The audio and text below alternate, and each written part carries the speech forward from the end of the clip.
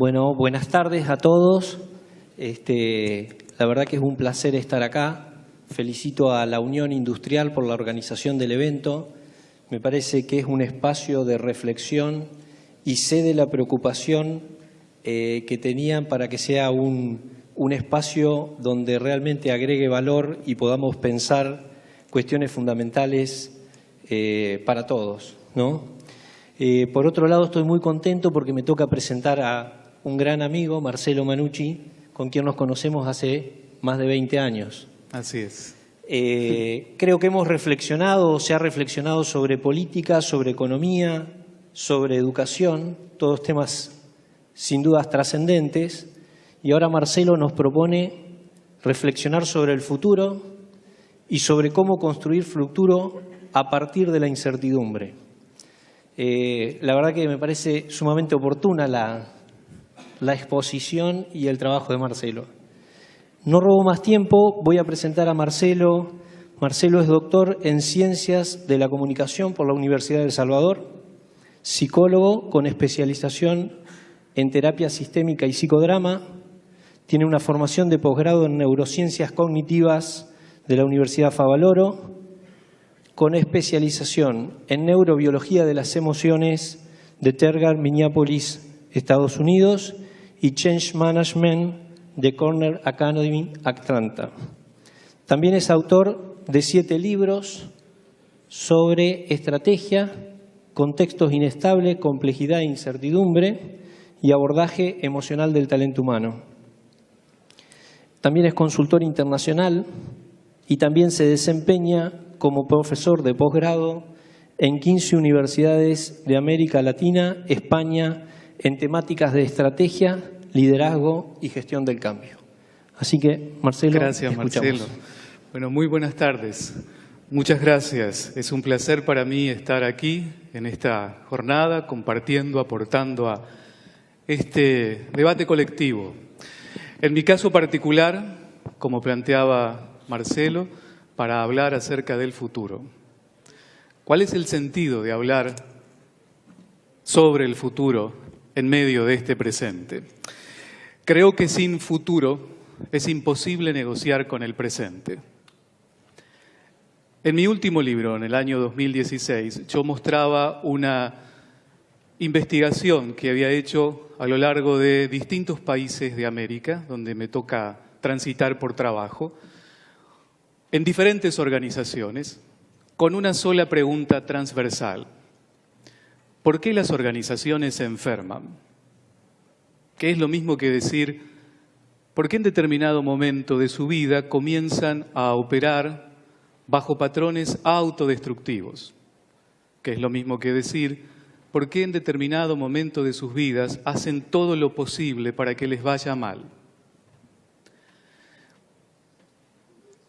Posteriormente, esa misma pregunta la fui trasladando a otras escalas de sistemas humanos, individuo, grupos pequeños, instituciones, comunidad.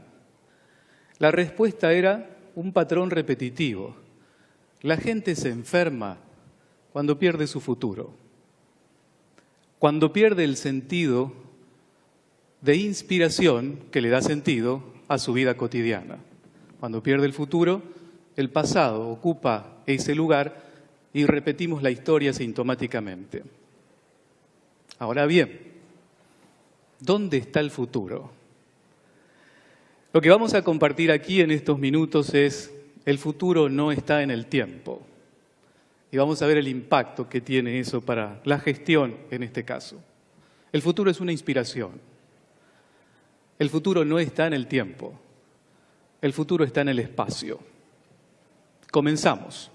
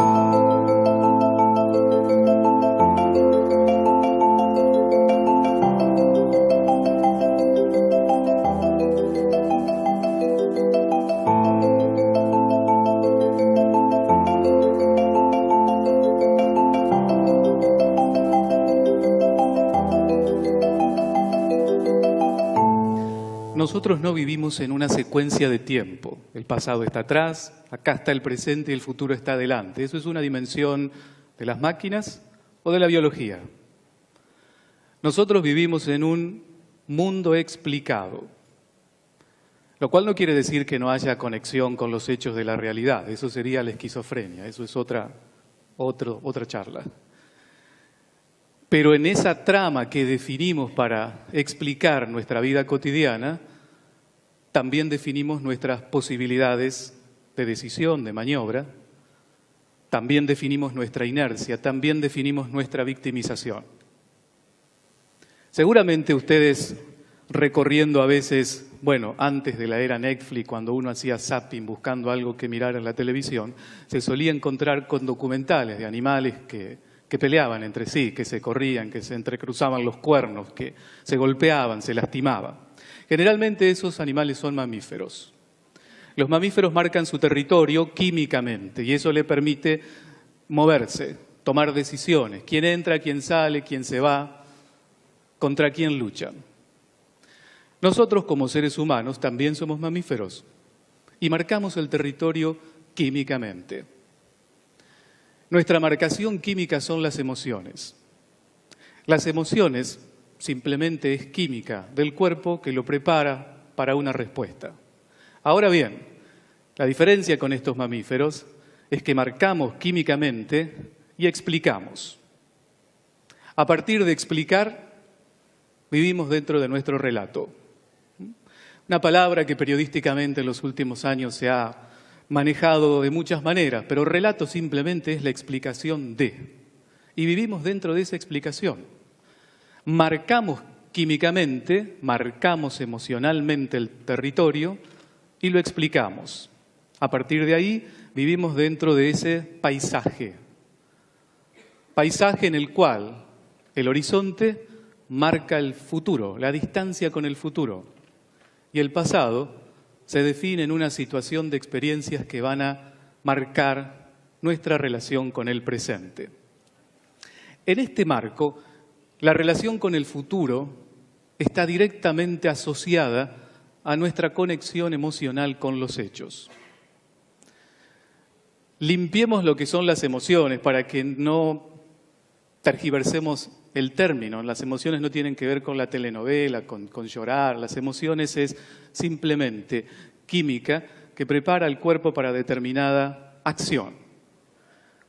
Es biología pura, es evolución, se activan automáticamente, la compartimos con el resto de los mamíferos y en términos estructurales, nuestro cerebro tiene la misma estructura de gestión básica de las emociones que el hombre de Neandertal.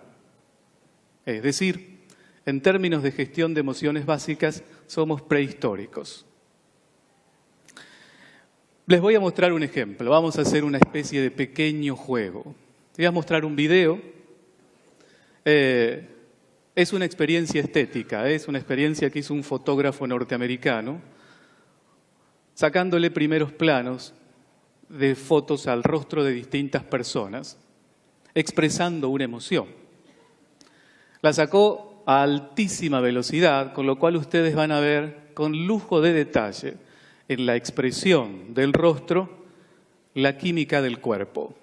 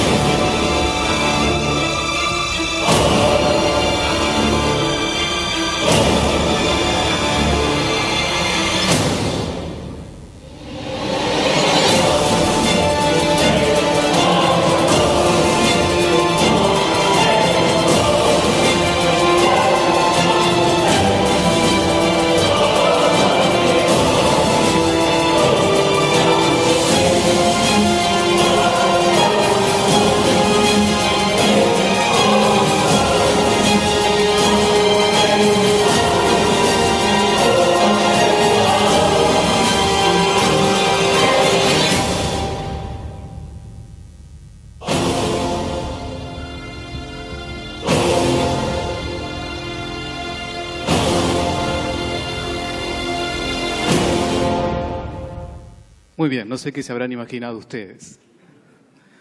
Se los cuento. El fotógrafo le hacía cosquilla a la gente. Hay algunas experiencias interesantes, Universidad de Princeton, Toronto, que hicieron algo similar, lo mismo que yo hice con ustedes, solo que en sujetos bajo experimento. Lo ponían delante de fotos de personas que expresaban distintas emociones, monitoreaban el cerebro en tiempo real con escáneres funcionales que muestran la película de qué se va encendiendo y apagando en el cerebro en tiempo real, y frente a los rostros de las personas, lo que se encendía automáticamente, inmediatamente, es la zona que gestiona las emociones básicas. Eso es lo que nos permite conexión emocional. Entonces, cuando los investigadores le preguntaban a la gente, sobre todo frente a fotografías de personas llorando o con rostro de tristeza, ¿qué había visto? La gente contaba historias de dolor y de sufrimiento. Cuando los investigadores le decían, pero a ver, mire, que esté llorando no necesariamente quiere decir que esté sufriendo. Quizás recibió una buena noticia, quizás se va a casar, puede estar embarazada, algo que esperaba. Lo que mostraba el escáner, que frente a la redefinición de la relación, se apagaba la zona de gestión básica de las emociones y se encendía toda esta zona, que es la de la creación, del relato, de la explicación, del despliegue emocional. Somos mamíferos simbólicos. Compartimos emociones con el resto de los mamíferos, solo que vivimos en la explicación que hacemos de esas emociones que nos trazan el camino, que nos posicionan frente a la realidad y que definen límites y limitaciones. Lo que estos investigadores concluían era algo bien interesante.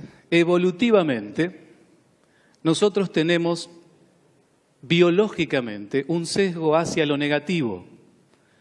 Lo negativo lo reconocemos inmediatamente. Para lo positivo nos tenemos que entrenar. Es evolutivo. Nuestros ancestros, hombre neandertal, cuando se quedaban admirados mirando la belleza de un animal o de una flor al cual veían por primera vez, corrían el riesgo que venía un dinosaurio y ¡trac!, lo comía. Esos registros emocionales están automáticamente instalados y entonces, frente a lo nuevo, lo que se activa primero son las emociones y después viene la explicación de lo que enfrentamos. ¿Qué es eso ahí? Cuando yo escuchaba hoy de mañana las investigaciones más económicas, pensaba, esa es una buena fórmula para calcular cuánto va a estar el dólar en los próximos meses. Esa es la fórmula de la incertidumbre.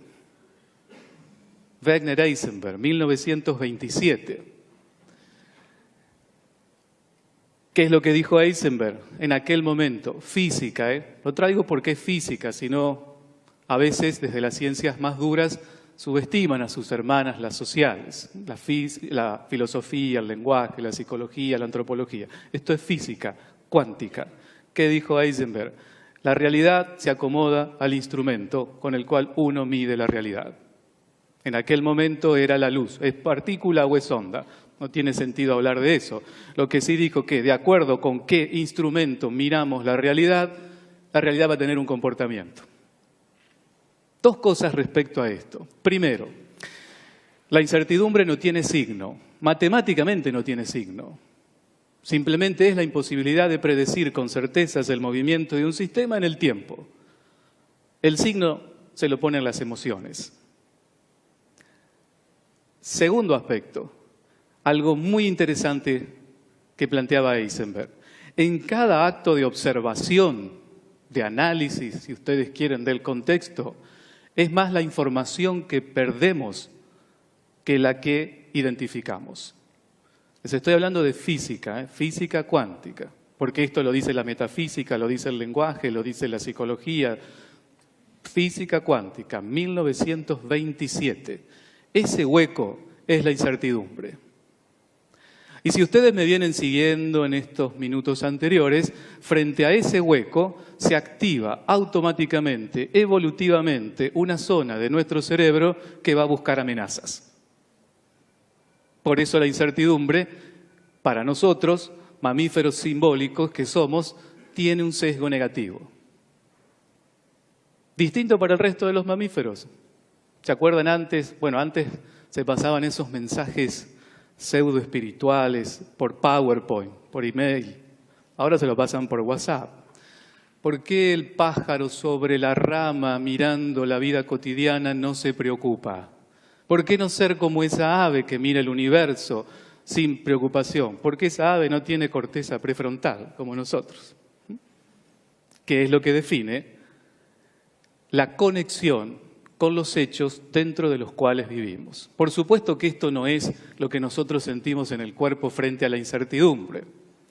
Traje algunas fotos, quizás para tener una conexión metafórica un poco más cercana con eso. Para mí esta es una fotografía más representativa de la incertidumbre del presente.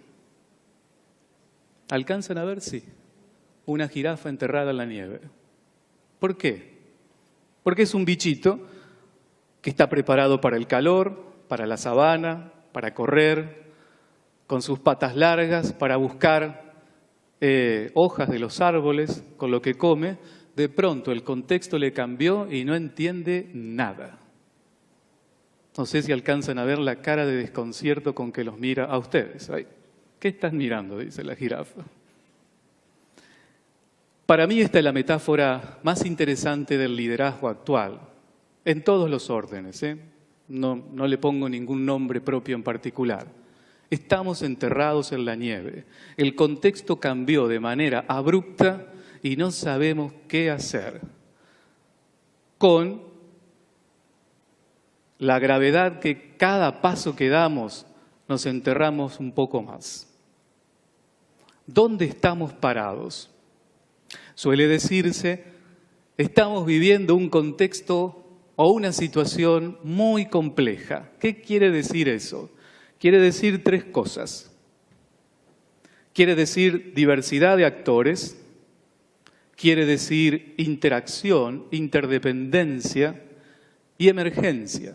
Emergencia no es emergencias médicas, emergencia es lo que surge. Eso es lo que hace, por ejemplo, que ustedes en su trabajo se vayan el viernes, dejaron las cosas más o menos acomodadas, se van a descansar el fin de semana y cuando vienen el lunes hay cosas que no estaban el viernes. Hay toda una serie de situaciones que no estaban. Eso es la emergencia. La complejidad es una propiedad de todos los sistemas vivos, particularmente los humanos. Los contextos complejos no es una cuestión de la globalización, no es una cuestión de que ahora vivimos globalmente, es una propiedad de vida donde nos movemos y en ese movimiento creamos cosas. Ahora bien, lo que sí ha hecho la complejidad de la globalización en muchos aspectos es aumentar los actores, hoy son globales, aumentar los intereses de esos actores, aumentar la interdependencia. Eso hizo que Turquía estornudó hace unas semanas atrás y nosotros nos agarramos una gripe casi fulminante. Eso es interdependencia, en tiempo real. Nos movemos y nos afectan y nos afectamos. Y por lo tanto, la multiplicación de las situaciones nuevas. Multiplicación exponencial de lo nuevo. Entonces entramos a un contexto inestable. La inestabilidad es un estado de un sistema que pierde referencia. Lo que lo ordenaba ya no lo ordena más. Perdió vigencia. No tiene la fuerza de antes. Entonces, la complejidad de este momento histórico probablemente tenga referentes de ordenamiento donde nosotros mirábamos, acudíamos, preguntábamos, creíamos, confiábamos que no funcionan más. Eso es la inestabilidad. Miren, podemos hacer aquí, esa es la figura clásica de lo que solemos hacer en planificación. Esa personita ahí, parada en el presente, mirando hacia adelante el futuro. Ustedes le pueden poner una fecha a la punta de la flecha, 2020, por ejemplo. No vayamos tan lejos, 2020. Miramos hacia adelante, trazamos un caminito en esa línea, definimos escalas y empezamos a caminar. El tiempo fluye de manera imperturbable como una línea. Eso es Newton, siglo XVII, 1687. Esa personita que está ahí mira la realidad con ojos postmedievales, a lo cual se le suman otras categorías: objetividad, linealidad, determinismo y previsibilidad. Siglo XVII. ¿Me siguen? Somos emocionalmente prehistóricos e intelectualmente postmedievales. ¿Cómo vamos a enfrentar este momento histórico de complejidad? ¿Qué sucede? Nosotros miramos una línea y nos mandamos en esa línea como los clásicos caballos percherones con anteojeras de cuero o de carruaje. No sé si sigue habiendo percherones en el campo. Carruaje sí, anteojeras de cuero, vamos en una línea. Esa línea para nosotros representa las condiciones más o menos hegemónicas del contexto, financieras, económicas, productivas. Lo que sucede es que paralelamente a esas condiciones hegemónicas conviven otros ciclos tecnológicos, sociales, políticos, económicos, generacionales, que mientras no se metan con mi caminito no hay problema. El problema es cuando se meten con mi camino y empiezan a marcar lo que se denomina puntos de bifurcación, punto donde mi proyecto estratégico se abre. Pero el problema es que también los ciclos paralelos se encuentran con otros, nuevas tecnologías con nuevas generaciones, nuevas necesidades políticas con nuevos líderes, nuevos desafíos tecnológicos con nuevos desafíos sociales, y entonces el contexto se abre en múltiples puntos rojos. Bienvenidos a la incertidumbre. ¿Y ustedes ahí, mirando su caminito? ¿Vamos para dónde? Para el 2020. Pero ¿y dónde está el 2020? Si cuando dieron el primer paso ya hipotecaron el futuro. Entonces, el contexto complejo tiene que ver con esa trama de puntos. A mayor puntos rojos, más inestabilidad estructural. La complejidad tiene que ver con la diversidad de actores, ya les dije antes, con esos actores que se mueven y están interconectados. No es que yo me mueva y no pasa nada. No es que alguien hizo algo y no afectó al resto del contexto. Y la emergencia, las flechas que abren su paisaje hacia lo nuevo y a lo desconocido, es la emergencia. El contexto es complejo, la incertidumbre la tengo yo, esa personita que mira el contexto y no sabe cuál es el próximo paso.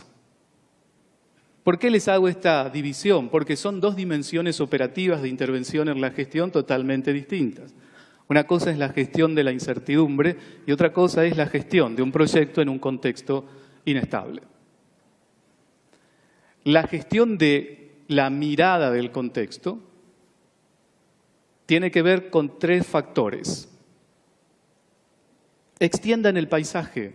Yo les dije al principio, nosotros vivimos dentro del paisaje y las organizaciones también construyen su paisaje corporativo, absolutamente sofisticado. Su plan de negocio, su RP, su balance scorecard, su visión, su misión, su mega, sus procesos, todo eso es un relato absolutamente sofisticado con parámetros, sí, rígidos de diseño y de medición, pero no deja de ser una explicación de la realidad, sofisticada. Es un mamífero simbólico en un nivel sofisticadísimo.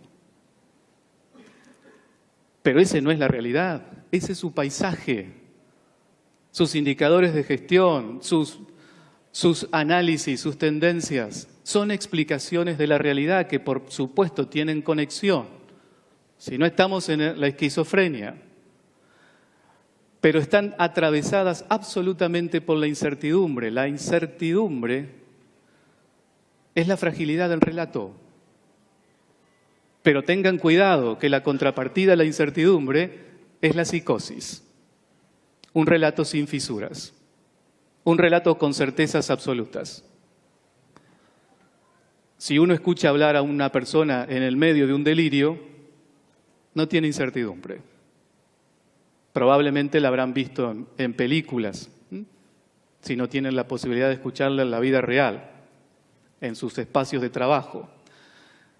Alguien que está delirando es la única persona dentro del universo de los mamíferos simbólicos que puede tener certezas absolutas. ¿El resto no? Entonces, ¿cómo gestionar la incertidumbre? Porque la fantasía de la gestión de la incertidumbre son dos. Primero, no tenerlas, por lo cual yo les digo, afortunadamente no la tenemos, porque si no estaríamos dentro de un delirio. Segunda, que se puede controlar. Y no se puede controlar. Porque la incertidumbre tiene que ver con aquella fórmula que me dice, mira tu instrumento con el cual estás diseñando el paisaje dentro del cual estás viviendo. ¿Y cómo lo miro? 3 aspectos. Amplíen la mirada. Punto número 1. Factores intelectuales. Le dije, venimos de una perspectiva newtoniana. Todos estamos atravesando una mirada de la realidad desde los ojos del siglo XVII. Y eso es indefectible. Nos formaron para la estabilidad. Nos siguen formando para la estabilidad. Formal o informalmente, en la universidad, en el colegio o en la empresa. Y eso no existe. ¿Cómo voy a atravesar ese territorio de puntos rojos con una mirada del siglo XVII que básicamente me enseña que la vida es objetiva y predecible y lineal? Entonces, contrasten esos factores intelectuales que hacen que ustedes definan un paisaje de una manera. Sus frases, sus definiciones, sus puntos de vista. Segundo aspecto, ¿cuál es el marco emocional desde el cual están mirando el paisaje? Si están paranoides, todos esos puntos rojos son enemigos, por supuesto. Si están optimistas, el paisaje va a tener un horizonte un poco más lejano. Y tercero, los estereotipos son ordenadores silenciosos y muy tramposos de nuestra vida cotidiana. Frases célebres que ustedes escucharán todos los días. Tenemos 30 años en el mercado. Esto es una crisis más. ¿Qué va a pasar? Que se quedan afuera de juego. Redesafíen sus estereotipos, porque de lo contrario vamos a seguir haciendo lo mismo de siempre. Lo mismo de siempre, ¿qué sería aquí? Seguir la línea recta, caballo percherón. Pero si el mundo se va hacia otras dimensiones, quedamos fuera de juego. Los contextos son complejos. La incertidumbre es mía. A veces periodísticamente hay un error ahí que dicen, esta es una situación incierta. No hay situaciones inciertas, hay situaciones complejas. Yo tengo la incertidumbre que pongo foco en esa situación y no sé qué predecir. Personas que no tienen una conexión directa con lo que sucede financieramente y económicamente con el dólar en el país, no tienen incertidumbre respecto de eso. ¿Por qué? Porque no miran ese contexto y no trazan cursos de resultado en ese contexto. Ahora bien, esa complejidad existe. La incertidumbre aparece cuando yo miro el territorio y trazo un proyecto. Por lo tanto, fíjense ustedes que yo ponga el futuro al final de esa flecha es simplemente un analgésico, porque en la medida que el tiempo avanza, me transforma el espacio, que es lo que les va a afectar a cada uno y cada una de ustedes en su propio proyecto. ¿Cómo planificar en base a la transformación del espacio? Porque los planes estratégicos clásicos van detrás del tiempo. Vamos para el 2020. ¿A qué? No sé, vamos. Después vemos. Pero cuando ustedes dan un paso en esa estructura, el futuro se perdió. Si quieren pueden sacarle foto, porque veo que algunos levantan tímidamente el teléfono y se me verá, me va a ver, me va a ver. No, sáquenle foto mientras tomo. Las limitaciones son del contexto. Los límites son míos. ¿Quién le pone límites a su desarrollo? Ustedes. El contexto le pone limitaciones, las que estamos hablando aquí hoy. Dólar, economía, medidas de gobierno, situación de inestabilidad política, desconfianza. Esas son limitaciones, las compartimos todos. Pero ¿por qué algunos se desarrollan y otros no? Esos son los límites. Y los límites tienen que ver con cómo yo negocio con esas limitaciones. Les voy a contar una anécdota. Bueno, los primates siempre fueron objetos de investigación porque en la escala evolutiva tienen muchas similitudes con nosotros, los mamíferos simbólicos. En el año 1935, en la Universidad de Yale, había todo un grupo de primates bajo experimentación que estaban muy excitados, probablemente por las mismas situaciones de cautiverio o por las características de los experimentos a los cuales estaban sometidos. Estaban sacados, dirían los chicos, los chimpancés. Accidentalmente, en la pelea entre unos chimpancés y otros, uno tiene un golpe fuertísimo aquí en la frente, como ese que ustedes viendo en la fotografía, y de pronto el chimpancé se tranquilizó, se planchó. Dejó de ser violento.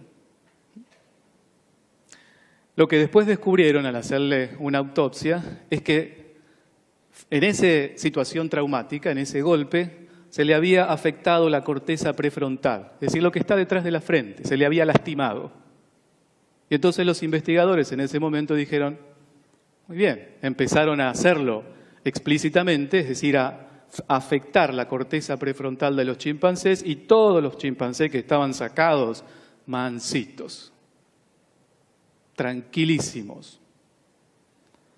Un médico portugués, cuando se entera de esto, dijo, pero si nosotros en los hospitales psiquiátricos estamos repletos de gente violenta. Un esquizofrénico suele ser a veces una persona muy violenta por la dificultad de la simbolización. Una persona psicótica en estado de delirio puede tener violencia. ¿Por qué no le raspamos la corteza prefrontal para que se calme? Y ese señor inventó la lobotomía y ganó el premio Nobel por eso. Entre 1939 y 1951 en los Estados Unidos, los hospitales psiquiátricos estaban atestados de gente. Ahí tenían la post-crisis del 30 y tenían la situación de posguerra. Los americanos, con una conciencia un poco más pragmática que los latinos, dijeron, mantener una persona en el hospital nos sale $35.000 al año y hacerle una cirugía de lobotomía nos sale 250 y son más o menos 2 o 3 horas. Hagamos lobotomía. 18.000 lobotomías se hicieron en los Estados Unidos hasta que se prohibió. Hoy está prohibido. No se hace. Pero yo les quiero contar, no les voy a contar cómo era la cirugía, porque era horrible. Simplemente a una persona le hacían lo mismo que un chimpancé. Le raspaban apenitas, nada más acá, la zona del cerebro detrás de la frente. No le voy a contar la cirugía, lo que sí le voy a contar, ¿qué pasaba con esas personas cuando se despertaban? Cuando se despertaban de la cirugía, esas personas se volvían letárgicas y perezosas, cero inspiración, cero iniciativa, se aferraban a la rutina, al hábito, a hacer siempre lo mismo, no focalizaban, entonces cero inspiración, aferrados a la rutina y foco, nunca podían aprender nada. Y tampoco podían proyectarse hacia un futuro. Yo sé que le están poniendo nombre y apellido a estas características. Que muchos de ustedes dirán, ahí está, colega, familiar, jefe. No es posible. En términos biológicos, mejor dicho, legales, no es posible. No se hacen estas cirugías. Pero probablemente tengan razón. Ustedes identifiquen a su alrededor mucha gente con estas características. Que no hay forma de que la tengan desde el punto de vista que yo les conté, salvo un accidente cerebrovascular o un accidente traumático, que afectó corteza prefrontal. Son personas que pueden seguir viviendo perfectamente, pueden mantener su nivel de inteligencia altísimo, pero no pueden decidir. Y me voy a meter en un terreno complicado y complejo. Las decisiones son emocionales. Yo puedo tener la capacidad de procesar hasta que mi cerebro dijo, ¿sabes qué? Basta, vamos por acá. Y eso es lo que comprueba la lobotomía. Personas que tienen una enorme capacidad técnica siguen siendo técnicos espectaculares y no pueden decidir. ¿Por qué? Porque la corteza prefrontal es lo que define la ponderación emocional de los pasos que voy a dar. Mientras estábamos aquí en el pasillo, que me hacían una entrevista, la periodista me preguntaba, muy interesante, ¿y cuál es el papel de las emociones en todo lo que estamos hablando? Definen sus decisiones. Volvamos a la primera parte de mi charla. Somos mamíferos simbólicos. Primero, marcamos el territorio emocionalmente y detrás viene el relato. Si yo no registro esa marcación emocional, me aferro al relato. Me vuelvo adicto al relato. ¿Qué quiere decir volverme adicto al relato? Que la realidad se encaje a mi explicación. Y químicamente es más factible el autoengaño que la desilusión. El autoengaño de saber que los hechos fácticos no calzan con mi relato que desarmar el relato. Entonces,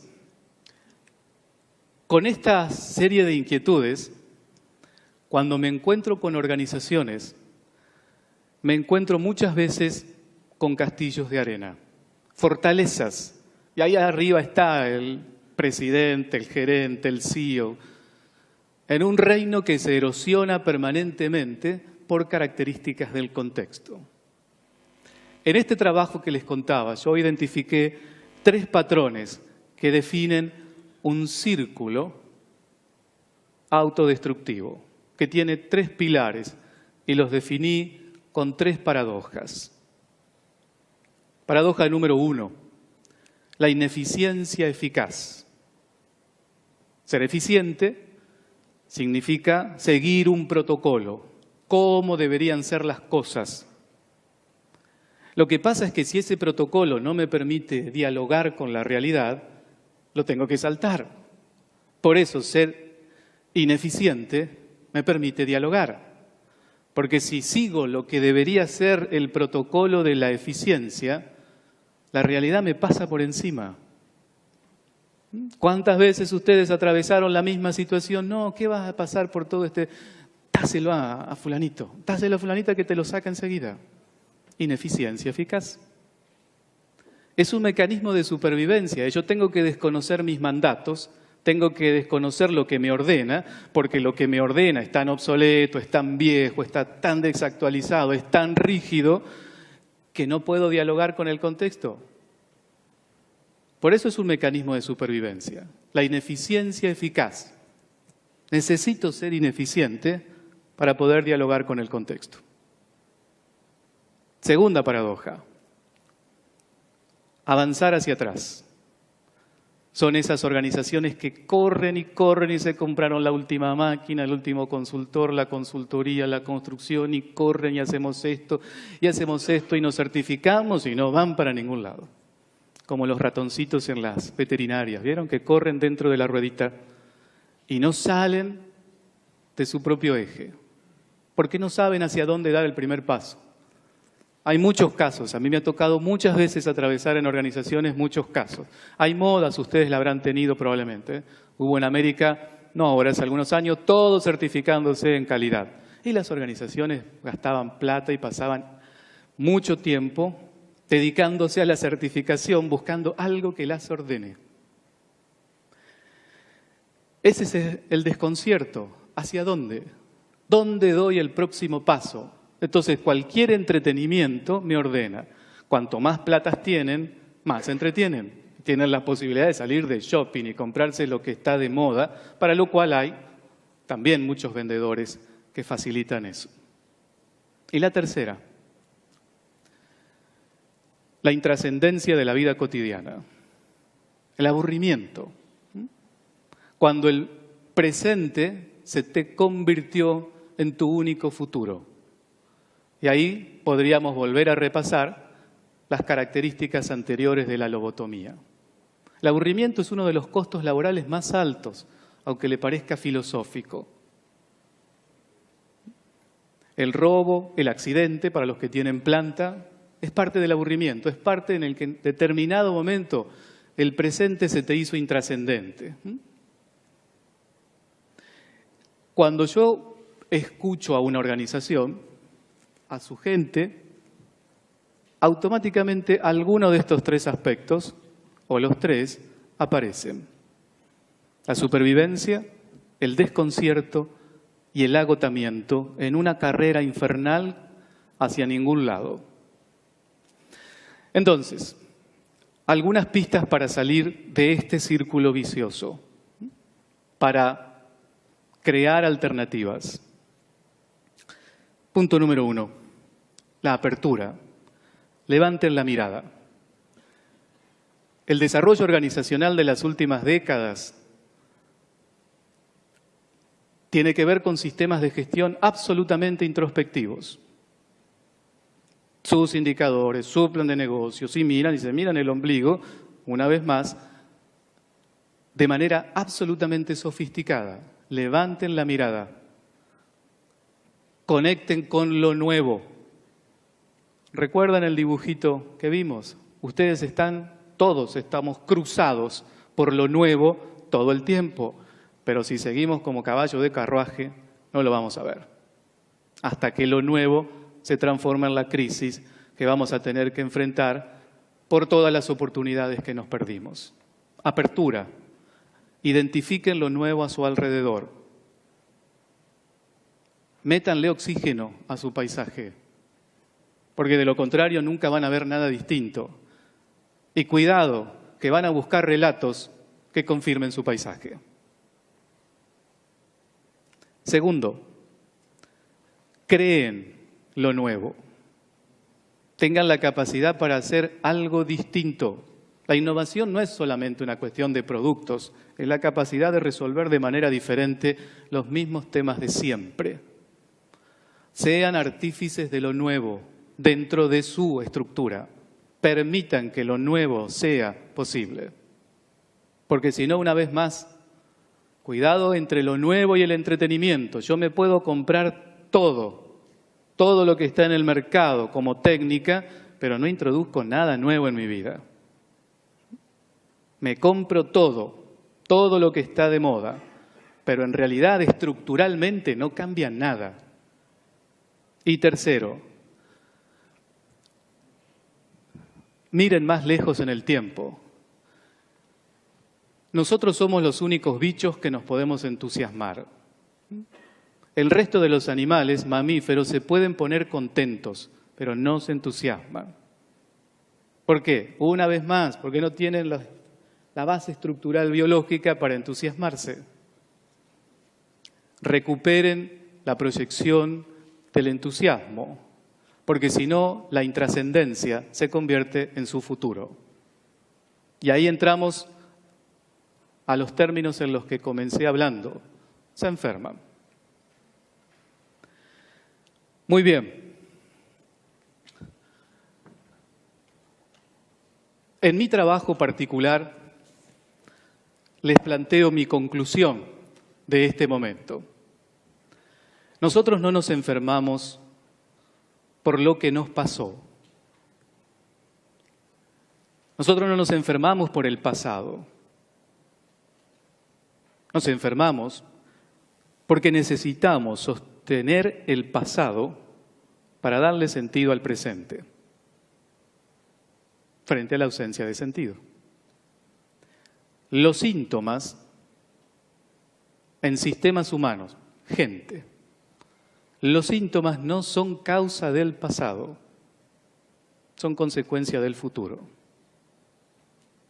Por eso creo que tenemos un enorme desafío de ser artífices, cada uno y cada una de nosotros, de un nuevo destino.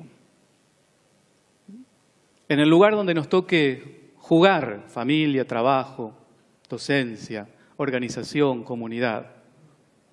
Que resolvamos esta coyuntura no significa que resolvamos el futuro, porque son dimensiones distintas. Y por lo tanto, vamos a volver a repetir dentro de algunos años la misma coyuntura.